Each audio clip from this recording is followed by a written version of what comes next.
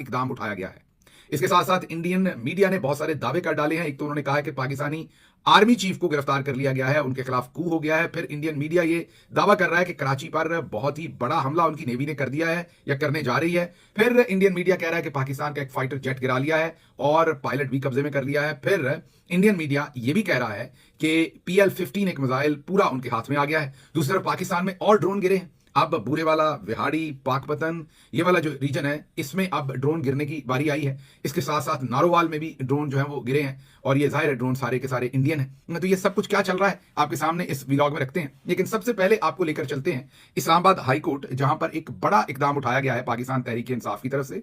और मौजूदा जो जंगी हालात हैं उसमें जो सिक्योरिटी के खतरात हैं इमरान खान को, और उसके साथ साथ जो कौमी यकजहती की बात बार बार की जा रही है और जो कौमी लीडरशिप को फैसले लेने हैं, इस सारे तनाजर में अब अली अमीन गंडापुर, जी हां, जो चीफ मिनिस्टर खैबर पख्तूनख्वा है, उन्होंने एक एप्लीकेशन सबमिट की है इस्लामाबाद हाई कोर्ट में, एक पिटीशन की है और उसमें उन्होंने तकाजा किया है कि इमरान खान को फौरी तौर पर पैरोल पर रिहा किया जाए।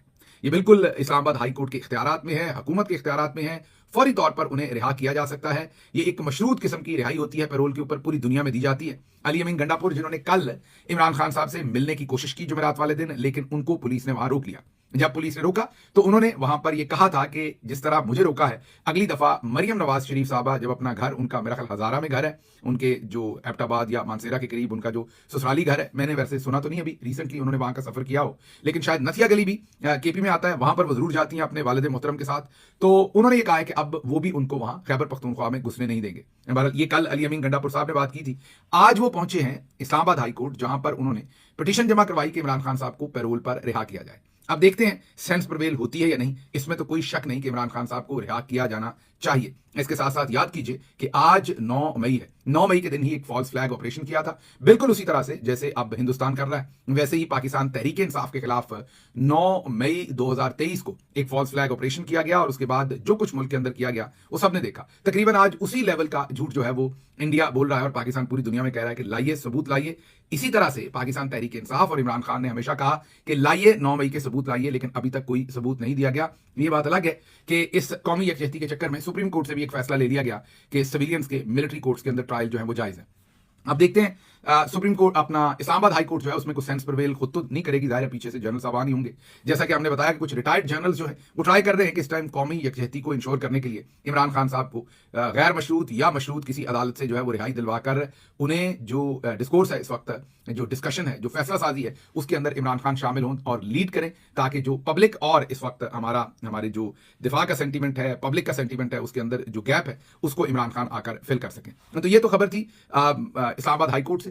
अब मैंने जैसे कहा कि अभी इसके बारे में कहा नहीं जा सकता कि क्या होगा, जो होगा आपके सामने रखेंगे। अगली खबर की तरफ चलते हैं और अगली खबर न्यूज वीक ने दी है। अमेरिकी मैगजीन है, गालिबन 1933 में बना था, इसलिए बता रहा हूं 1933 के एक मोतबर मैगजीन है न्यूज वीक, अमेरिका का, वैसे पूरी दुनिया में इनका नेटवर्क है। तो न्यूज वीक ने अब एक खबर दी है और उन्होंने कहा है कि 150 जहाजों ने घुमसान की जंग लड़ी है 2 दिन पहले इंडिया और पाकिस्तान के। जी हां, उन्होंने कहा है कि वर्ल्ड वॉर 2 के बाद यह सबसे बड़ी फाइटर जेट्स की लड़ाई थी। एक ही टाइम में 150 जहाज दोनों मुल्कों के जो हैं वो स्क्रैम्बल कर रहे थे, डॉग फाइट हो रही थी, झपट रहे थे, पलट रहे थे।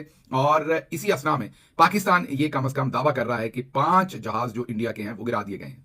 इंडिया जो है उन्होंने अभी तक इसका जवाब नहीं दिया। न्यूज वीक भी ये लिख रहा है कि जो इंडिया के सेक्रेटरी खारजा हैं, जब उनसे ये सवाल पूछा गया स्पेसिफिकली कि पाकिस्तान ये दावा कर रहा है कि 5 जहाज गिरा दिए तो आप क्या कहेंगे, तो उन्होंने कहा अभी इस पर मैं बात नहीं करूंगा। जिससे वाज़ेह हो गया कि अगर उनके जहाज ना गिरे होते तो फौरन कहते कि नहीं गिरे। तो ये तो वाज़ेह हो गया कि जहाज उनके गिरे। ना सिर्फ न्यूज वीक, अब BBC ने भी एक रिपोर्ट की है और TRT ने भी वही स्टोरी पब्लिश की है।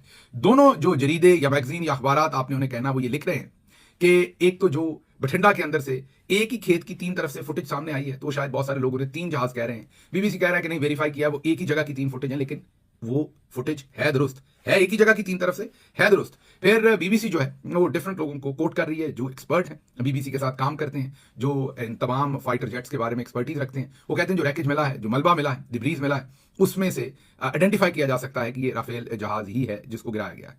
तो अब जो स्टोरी BBC वेरीफाई रख रहा है, जो न्यूज वीक रख रहा है, न्यूज वीक ने तो खैर एक डिफरेंट स्टोरी रखी है, वो तो आपको बताई है, थोड़ी सी डिटेल उसकी और भी बताते हैं। लेकिन जो TRT और BBC रिपोर्ट कर रहा है वो ये कर रहा है कि जो मलबा है उससे कम से कम अब ये श्योर होता है, जो कश्मीर में और दूसरी जगहों पर अब तस्वीरें आई हैं कि कम से कम एक राफेल जहाज जो है वो जरूर गिरा दिया गया है। अब जो न्यूज वीक की कहानी है या उन्होंने जो स्टोरी लिखी है, उन्होंने कहा है कि 150 जहाजों की डॉग फाइट हुई है और ये वर्ल्ड वॉर 2 के बाद सबसे बड़ी डॉग फाइट है, सबसे बड़ी जहाजों का एक मुकाबला हुआ है, घमसान का रंग जिसे आप कहेंगे। और उसमें जो इस वक्त तक की इतलात हैं या जो सबूत सामने आ रहे हैं, उसमें पाकिस्तान के फाइटर्स जो हैं, जो पाकिस्तान की फजाइया है, उनकी बर्तरी जो है वो वाज़ेह तौर पर नजर आ रही है। हमने पहले भी पाकिस्तान की फजाइया को इस पर मुबारकबाद दी थी, हम अभी भी समझते हैं, और मैं तो बल्कि अब ये समझूंगा कि हमें आने वाले वक्त में जो हम अपनी बर्री फौज के ऊपर बजट खर्च करते हैं, उसका कुछ हिस्सा वहां से डाइवर्ट करके हमें अपनी फजाइया के ऊपर खर्च करना चाहिए।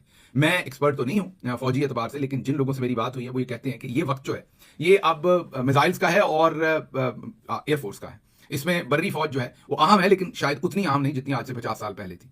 इसलिए अगर तो हम अफोर्ड कर सकते हो तो बेशक इधर बजट ज्यादा स्पेंड करें एयरफोर्स पर, अगर नहीं तो फिर कुछ बजट दूसरी तरफ से लेके जरूर इस पर हम स्पेंड करें, क्योंकि पिछली दफा भी एयरफोर्स ने हमें सबसे बड़ा सहारा दिया है और इस दफा भी अभी तक की जो जंग लड़ी जा रही है वो एयरफोर्स की तरफ से ही लड़ी जा रही है। दूसरे भी हमारे भाई हमारे लिए मोहतरम है, लेकिन वो हमें ज्यादा ठोकते हैं, इंडिया को कम ठोकते हैं, तो एयरफोर्स बुरे वक्त में हमारे बड़े काम आती है। तो इसलिए एयरफोर्स के ऊपर हमें और ज्यादा स्पेंड करने की जरूरत है, इसे तगड़ा करने की जरूरत है। एयर चीफ को, एयरफोर्स के तमाम पायलट्स को, तमाम लोगों को हमारी मुबारकबाद। और एक दफा फिर मैं एयर चीफ को ये कहूंगा, रिक्वेस्ट करूंगा उनसे बड़ी हम्बल, कि जो 2019 के हमारे जो उस वक्त के हीरो हैं, जिन्होंने लीड किया था उस ऑपरेशन को, वाइस एयर मार्शल साहब, जिनको इस वक्त कैद किया हुआ है, और भी कुछ सीनियर अफसरान हैं जो कैद हैं, कोर्ट मार्शल हुआ है, ये बहुत अच्छा मौका है, अपॉर्चुनिटी है एयर चीफ साहब आपके पास। बड़ापन दिखाइए, तारीख में आप याद रखे जाएंगे, इन हीरोज को रिलीज कीजिए। ये बहुत ही आप उम्दा तरीके से आपने अपना जो भी पॉइंट स्टैब्लिश करना था वो हो गया, इनको सजा भी हो गई, ये कुछ देर जेलों में भी इन्होंने रह लिया। अब इस वक्त कौमी यकजहती कहिए या पाकिस्तान एयरफोर्स की एक बेहतर प्रोजेक्शन के लिए मैं आपसे रिक्वेस्ट करूंगा कि इन अफसरान को फौरी तौर पर रिहा करें, और ताकि पाकिस्तान एयरफोर्स जो है वो मजीद शाइन करे, जो अंदर एक दूसरे के साथ छोटे मोटे ग्रीवेंसेज हैं वो भी खत्म हो। ये मेरी आपसे बड़ी ही हम्बल रिक्वेस्ट है, इसके ऊपर जरूर सोचिए। जिस तरह हम दूसरी तरफ कहते हैं कि तमाम सियासी कैदियों को रिहा करना चाहिए, army chief general Asim Munir को सोचना चाहिए, मुल्क इस वक्त किस क्रॉस रोड्स पर खड़ा है, किस तरह के हमारे चैलेंजेस हैं, और उनके लिए इमरान खान का बाहर होना बहुत जरूरी है। वहां भी सियासी कैदियों को रिहा करना जो है वो बहुत जरूरी है। अगली खबर की तरफ चलते हैं। आईपीएल कैंसिल हो गई है इंडिया में, इंडिया को अब हीट फील हो रही है। जाहिर है आईपीएल इंडिया ने कैंसिल कर दिया, ये अभी थोड़ी देर पहले का फैसला है इंडिया का, बहुत मेजर फैसला है, क्योंकि क्रिकेट जो है वो इंडिया का एक बहुत बड़ा हथियार है, इतना बड़ा हथियार है, और इंडिया उसके बारे में इतना सीरियस है कि आप देखिए कि पिछले 15-20 साल से इंडिया ने पाकिस्तान को क्रिकेट नहीं खेलने दी। यहाँ पर क्रिकेट पर पाबंदियां और कुछ हमारी हमाकतें भी हैं। हमने एसएचओ लेवल के बंदे जो हैं हमारे, वो जो कहते हैं कि एसएचओ काफी है पूरे बलूचिस्तान के लिए, मोहसिन नकवी साहब, उनको हमने चेयरमैन, उससे पहले भी जिस तरह के हमने चेयरमैन क्रिकेट बोर्ड लगाए रखे, ज्यादातर इक्का दुक्का को छोड़ के, उनकी वजह से हमारी क्रिकेट भी तबाह हुई और इंडिया ने भी कसर नहीं छोड़ी। बहरहाल अब जंग के इन हालात के अंदर, कल रात मेरा ख्याल मोहाली के अंदर मैच खेला जा रहा था किसी और जगह, वो उस मैच को रोककर स्टेडियम खाली करवाया गया। इंडिया ने कहा कि हमें खतरा है, हमला ना हो जाए। अब उन्होंने आईपीएल ही कैंसिल कर दी है और फिलहाल उसको मुलतवी किया है, बाद का उसका स्केड्यूल दिया जाएगा। दूसरी तरफ जो पीएसएल है उसके बारे में, जो पाकिस्तान की क्रिकेट लीग है, उसके बारे में तलात आ रही है कि शायद पीएसएल जो है उसको अब यूएई में जो है बकिया मैचेस उसके वहां करवाए जाएंगे। देखते हैं उस सिलसिले में क्या होता है, लेकिन ये दोनों खबरें जो है वो सामने आई हैं, आपके सामने रखते हैं। अब जरा चलते हैं इंडियन मीडिया की तरफ। इंडियन मीडिया ने या तो सस्ती किस्म की देसी शराब पी ली है, माजरत इन अल्फाज के लिए, समझ नहीं आता, क्योंकि इंडियंस के साथ जब मिलते हैं अमूमी तौर पर सोशली, तो ये वाले हालात नजर नहीं आते। लेकिन इंडियन, हमारे भी मीडिया के हालात बुरे हैं, लेकिन वहां जितने बुरे हैं उसकी तो कोई समझ नहीं आती। मसलन बरखा दत्त, उनकी फ्लैगशिप किस्म की आप ये कह लें कि जर्नलिस्ट हैं, बहुत ही मेजर जर्नलिस्ट हैं, बहुत ही रिनाउंड और well respected, well decorated journalist हैं, और इतनी एक्सट्रीमिस्ट भी नहीं है मेरा ख्याल अपने थॉट्स में, जो मुझे लगता था या मुझे लगता है अभी भी शायद। लेकिन उन्होंने जो रिपोर्टिंग की आखिरी कर दी है। एक तो उन्होंने कहा कि पाकिस्तानी पायलट हमने गिरफ्तार कर लिया है, फिर उन्होंने कहा कि हमने पाकिस्तानी फाइटर जेट गिरा लिया है, और अभी तक पाकिस्तानी पायलट का ना नाम सामने आया है, ना जेट का कोई मलबा जो है वो सामने आया है, ना ही कोई तस्वीर आई है, ना वीडियोज आई हैं। आपको पता है जब गिरता, आजकल तो सोशल मीडिया का जमाना है, जैसी कोई चीज गिरती है तो ये कोई एयरफोर्स ने या मिनिस्ट्री ऑफ डिफेंस ने या इंडियन मिलिट्री ने कंट्रोल तो नहीं करना। वहां अगर पंजाब में गिरा तो वहां सरदारों ने खेतों में से वीडियो बनाकर चढ़ा देनी है, और अगर कश्मीर में बना तो वहां पर लोगों ने वीडियो बनाकर चढ़ा देनी है। तो ये तो नहीं रुकता। आप याद कीजिए अभिनंदन का जब जहाज गिरा था तो लोगों ने वीडियोस बना के चढ़ा दी थी, और वो अब से भी चंद साल पीछे का काम था, 6 साल 5 साल 6 साल पीछे की बात थी। अब तो और ज्यादा लोगों के हाथों में कैमरे हैं, फोन है, मोबाइल नेटवर्क है। तो बरखा दत्त ने ये दावा किया, और फिर बरखा दत्त ने एक और बड़ा दावा कर दिया कि कराची के ऊपर जो इंडियन नेवी है उसने हमला कर दिया है, कराची की पोर्ट पे बमबारी की है, कराची पे बमबारी की है, और वो बड़े ही एतमाद के साथ ये रिपोर्टिंग कर रही थी, पूरे कॉन्फिडेंस के साथ। और उन्होंने ये भी कहा कि हमने बड़ा टाइम लेके ये कंफर्म करके खबरें मैं आपके सामने रख रही हूं। मैं जल्दबाजी में भी उन्होंने कोई रिपोर्टिंग नहीं की, तो किसी इस वक्त टेलीविजन वगैरह के लिए काम नहीं करती कि उन पर कोई ब्रेकिंग न्यूज का प्रेशर था। उनकी अपनी ब्रॉडकास्टिंग, एक उनका डिजिटल चैनल है जिसके लिए वो रिपोर्टिंग करती, मतलब उन पर कोई प्रेशर भी नहीं था कोई ब्रेकिंग न्यूज देने का। आई येट टू अंडरस्टैंड कि इतनी बड़ी गलत खबर उनसे कैसे निकल गई और फिर जागसाई बनी। यही काम नहीं रुका, बल्कि इंडियन मीडिया ने यह भी क्लेम कर दिया कि army chief general Asim Munir की बरतरफी कर दी गई है, उन्हें गिरफ्तार कर लिया गया है। ये जी न्यूज ने खबर दी, किसी आम चैनल ने नहीं दी, और कहा कि जनरल आसिम मुनीर हिरासत में हैं और जनरल साहिर शमशाद मिर्जा ने कमान संभाल ली है। अच्छा, अगर हम मिर्जा साहब को ना जानते हो तो मिर्जा साहब शरीफ आदमी है, वो तो आपको पता है कि उन्हें ऐसा मौका दिया भी जाए तो मेरा ख्याल वो कहेंगे नहीं मैंने नहीं करना, लेकिन ये भी गैर मुसद्दिका इतला थी, ये भी नहीं हुआ और इसकी भी इंफॉर्मेशन जो है वो गलत थी। अच्छा, फिर होशियारपुर में कहते हैं कि PL-15 की वीडियो सामने आई है कि पूरे का पूरा मिसाइल ही जो है PL-15 का वो पकड़ लिया हमने, उसकी वीडियो दिखा रहे हैं। हालांकि PL-15 जो है वो 4 मीटर का, हमने पहले भी उसके ऊपर पूरा फीचर आपके सामने एक वीलॉग में किया था, उसकी लंबाई तकरीबन 4.25 मीटर है। तो ये जो मिसाइल है ये आप इसके करीब लोग फिर रहे हैं, आप देख ही सकते हैं कि ये तो 1 मीटर होगा ज्यादा ज्यादा, 1.25 मीटर का ये मिसाइल है। तो इसका मतलब या तो ये चला हुआ है, जाहिर है पाकिस्तान ने अगर उनके जहाज गिराए हैं तो मिसाइल ही हिट किया है और मिसाइल का कुछ हिस्सा तो नीचे गिरेगा हिट करने के बाद, अगर कुछ बचता होता हो मुझे नहीं पता, शायद उसका कोई पिछले वाला हिस्सा बचता हो और फायर करने के बाद। भारत कम से कम ये मिसाइल अपनी असली हालत में नहीं है क्योंकि वो 4 मीटर का होना चाहिए था, 4.25 मीटर का, लेकिन ये अभी आज इसकी फुटेज जो है होशियारपुर से इंडियन मीडिया क्लेम कर रहा है। कल इंडियन मीडिया क्या कहता रहा ये जरा सुनिए, लेकिन ये वीडियो में प्ले करने लगा उससे पहले अगर चाय शाय आपके हाथ में पकड़ी हुई है, कुछ गर्म है तो साइड पर रख दीजिएगा कहीं गिर ना जाए परेशानी में, क्योंकि जरा एक्साइटमेंट भी चेक करनी है, नालायकी भी चेक करनी है और एक जो जंगी जुनून है इंडिया के अंदर वो भी चेक करना है। पता नहीं उन्हें किधर पहुंचना है, दे डोंट अंडरस्टैंड कि आज की दुनिया में इस तरह से जंगें नहीं लड़ी जा सकती 2 एटॉमिक पार्ट्स के अंदर। ठीक है, हमारी तरफ भी नालायकियां हैं हमारी अपनी, लेकिन उसके बावजूद जितनी भी नालायकियां हैं, इंडिया जो है वो हम भूटान या नेपाल तो नहीं है। लेकिन आप जरा ये क्लिप सुनिए। पाकिस्तान घुस गई भारतीय सेना, ये अज्ञात बॉर्डर पर पाकिस्तान के भीतर दाखिल हो गई भारतीय सेना। और देखिए मेजर गौरव आर्या को, इसका मतलब समझिए ये क्या है, ये पराक्रम का वो प्रदर्शन है जिसकी दाव झेल नहीं पाएगा पाकिस्तान। अज्ञात बॉर्डर पर कहा जा रहा है कि भारत की सेना, भारत की आर्मी घुस गई है। अभी तक तो कहा जा रहा था कि सिर्फ एयरफोर्स अटैक कर रहा है, लेकिन अब भारत की आर्मी घुस गई है। मेजर गौरव आर्या, एक बार नेवी बीच में आके कराची पोर्ट पे आग लगा दे, मजा आ जाएगा। एक बार नेवी वाले आप भी जरा अपना इसमें हिस्सा डालो। आर्मी अंदर घुस गई है पाकिस्तान में, INS विक्रांत है, वहां से करिए 15-20 BrahMos fire, set fire to the Karachi port. आपने सुन लिया, ये एक पूरे का पूरा अमूमी वहां पर जो है वो पूरे का पूरा दिन जो है वो वहां पर काम चलता रहा किसी ने। अच्छा, यही नहीं, ये कोई ऐसा नहीं है कि वहां पर इंडियन मीडिया का ही ये काम है और हम एतराज करते हैं हमारे DG SPR साहब कोई सही और गलत बयानियां जो पॉलिटिकल जो लैंडस्केप के अंदर वो प्रेस कॉन्फ्रेंसेस करते रहे, आपको पता है, और पाकिस्तान तहरीक इंसाफ को इंतशारी टोला सोशल मीडिया के पीछे पड़े रहे। यही वजह है कि अब लोग जब DG SPR प्रेस कॉन्फ्रेंस करते हैं तो उन पर उस तरीके से यकीन नहीं कर पाते। इधर मेरा मशवरा होगा कि इधर भी आप ये जिम्मेदारियां अपने किसी जूनियर ऑफिसर को दें जो ज्यादा प्रोफेशनली इसको कंडक्ट करे और मेरे ख्याल में वो ज्यादा अच्छा होगा।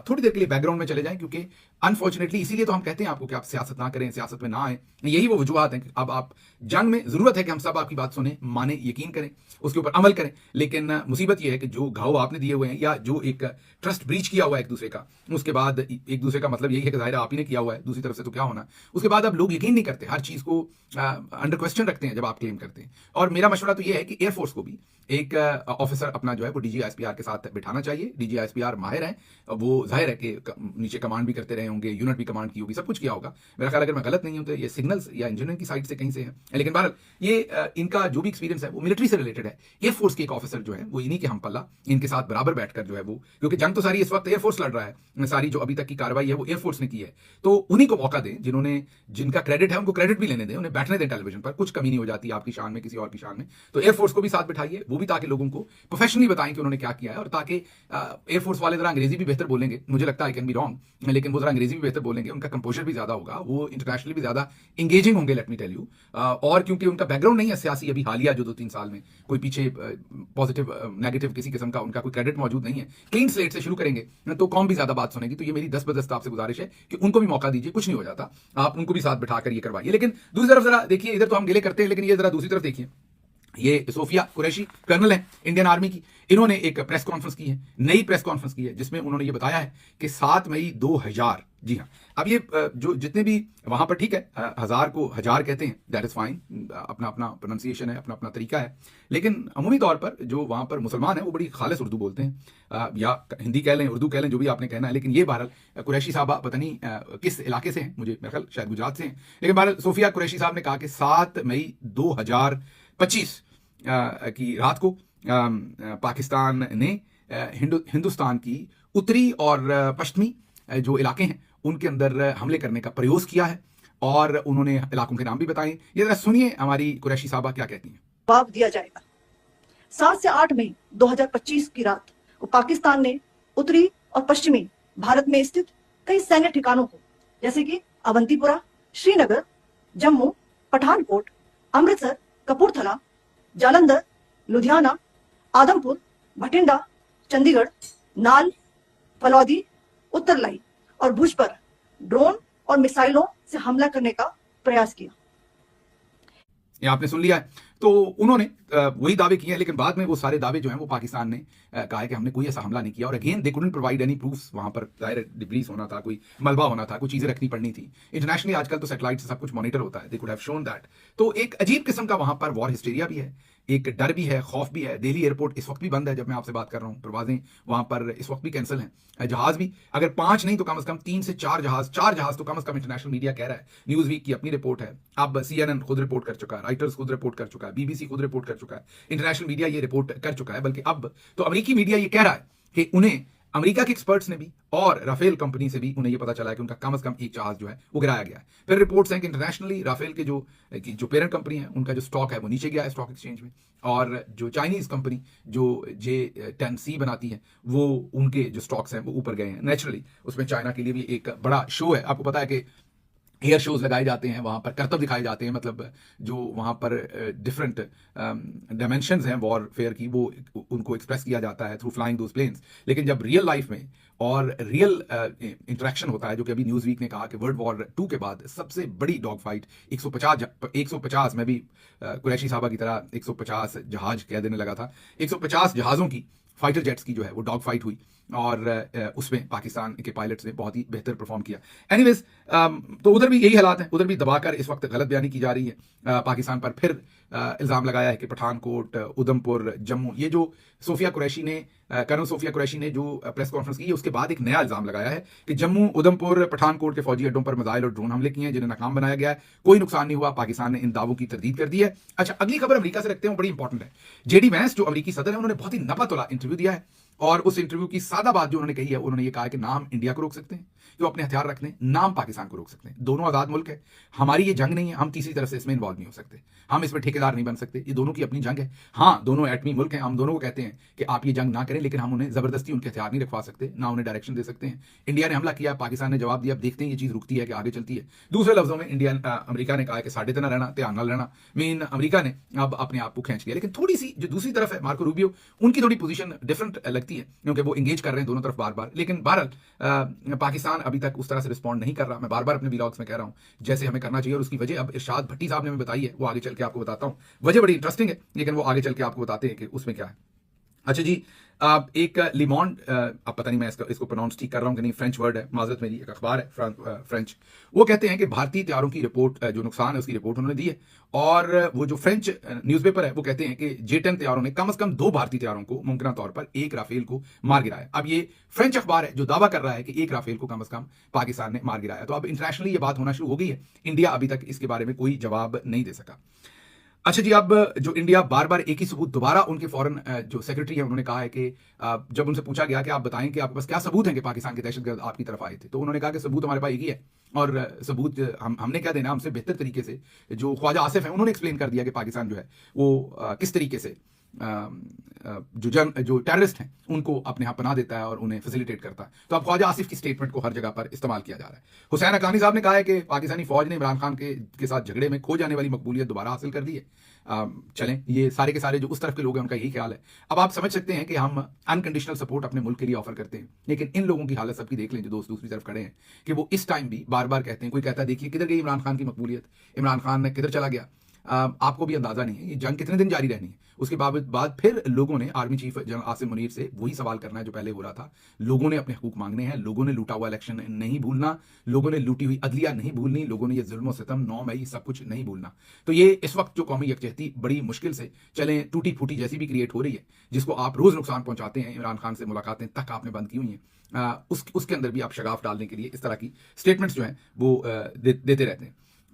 90 परवाजें मनसूख हुई हैं। दिल्ली एयरपोर्ट जो बंद है, मैंने आपको बताया न्यू दिल्ली एयरपोर्ट बंद, 90 परवाजें वहां पर बंद की गई हैं। अच्छा जी, वो जो क्रिकेट मैच इंडिया में बंद करवाया गया था चलता हुआ, वो धर्मशाला का मैच था। वो मैंने शायद गलती से कोई और नाम ले दिया, मोहाली कह दिया, वो धर्मशाला का था, करेक्शन कर दें वो।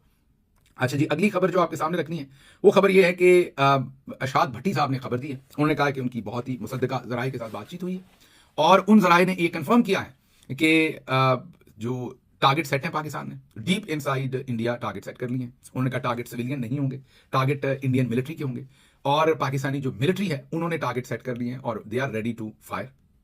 वो अपना बदला लेने को तैयार है और मामला फंसा हुआ है जो पाकिस्तान की सिविलियन लीडरशिप है उस पर। उन्होंने जैसे ही इजाजत दी, गो अहेड दिया, तो पाकिस्तान ने मिसाइल जो है वो दाग देने। अब मिसाइल तो हम दाग सकते हैं, लॉक भी कर सकते हैं, लेकिन ये जो बात है ना कि सिविलियन लीडरशिप ने इजाजत देनी, इस पर आप हंस लें। और भट्टी साहब भी वैसे हंसी रहे थे, मुंह दबा के खबर दे रहे थे, लेकिन दे बड़े पक्के मुंह से रहे थे खबर।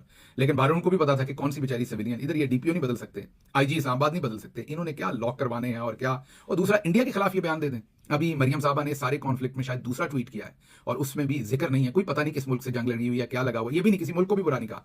वो सिर्फ ये कह रही है कि हमारी फौज बड़ी बहादुर है और हम अपने आप को दिफा करेंगे। वो एक ही बात बार बार। अच्छा, मैं तो सोच रहा था कि जैसे पंजाब पुलिस की वर्दी पहन लेती थी, डॉक्टरों की वर्दी पहन लेती थी, बाकी सारी वर्दियां पहन के पहुंच जाती थी। मुझे फिक्र ये थी कि कहीं बाजी जो है उनको तो टकना भी मुश्किल ही है कि कहीं वो यूनिफॉर्म पहन के टैंक के ऊपर ना जा चढ़े या किसी जहाज पे ना जा चढ़े। जैसे आपको पता है जहां जाती हैं ऊपर चढ़ जाती हैं, मतलब ट्रैक्टर है तो उसके ऊपर चढ़ जाती हैं, जो जीप है उनकी पुलिस वालों की उसके ऊपर जा चढ़ती हैं। तो मुझे फिक्र ये थी कि कहीं बाजी हमारी जो है वो किसी फाइटर जेट के ऊपर, किसी टैंक के ऊपर जा यूनिफॉर्म पहन के ना खड़ी हो जाए। लेकिन इस दफा इससे ये पता चला कि शरीफ खानदान गीली जगह पर पाँव नहीं रखता, ना अपने ताया मोदी को वो कुछ कहती हैं, ना इंडिया का नाम लेती हैं, कोई बिल्कुल सुनसान है, उस तरफ को नाम ही नहीं लेते, उधर की कोई बात जो है वो ये लोग नहीं करते। और भी खबरें हैं उनके बारे में अब बाद में आपको बताएंगे। 500 सोशल मीडिया अकाउंट्स के ऊपर एक्शन शुरू कर दिया पाकिस्तान ने, माशाल्लाह अच्छे काम है आपके। मुझे यहां से इजाजत दीजिए, अल्लाह आपका हामी नासिर हो। पाकिस्तान जिंदाबाद।